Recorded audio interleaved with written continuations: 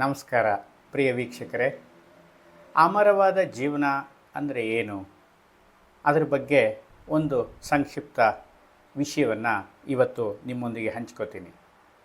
ಅಮರವಾದ ಜೀವನ ಅಂದರೆ ನಾವು ಈಗ ಡಿಗ್ರಿ ಸರ್ಟಿಫಿಕೇಟು ಮತ್ತು ಈಗ ಇರ್ತಕ್ಕಂಥ ಅಕ್ಷರಾಭ್ಯಾಸ ವಿದ್ಯಾಭ್ಯಾಸಗಳೆಲ್ಲ ನಮ್ಮ ಅಮರವಾದ ಜೀವನಕ್ಕೆ ಒಂದು ಸೋಪಾನ ಅಂತ ನಾವು ಅಂದ್ಕೊಂಡಿದ್ದೀವಿ.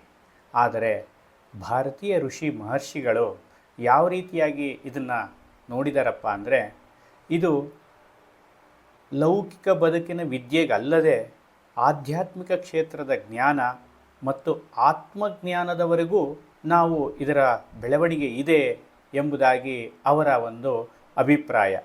ಮತ್ತು ಅವರು ತಮ್ಮ ಜೀವನವನ್ನೇ ಇಡೀ ಜೀವನವನ್ನು ತಪಸ್ಸೆಯಾಗಿ ಅವರು ಕಂಡುಕೊಂಡಂತಹ ಸತ್ಯ ಏನಪ್ಪ ಅಂದರೆ ಆತ್ಮಸಾಕ್ಷಾತ್ಕಾರ.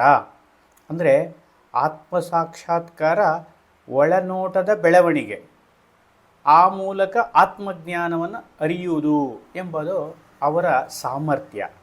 ಇದು ಯಾವುದಕ್ಕೆ ನಿಲ್ತಾ ಇದೆಯಪ್ಪ ಅಂದರೆ ಪ್ರಣವ, ಓಂಕಾರ, ಆತ್ಮಸಾಕ್ಷಾತ್ಕಾರದವರೆಗೂ ನಿಲ್ಲುವಂತಹ ವಿಷಯವಿದೆ.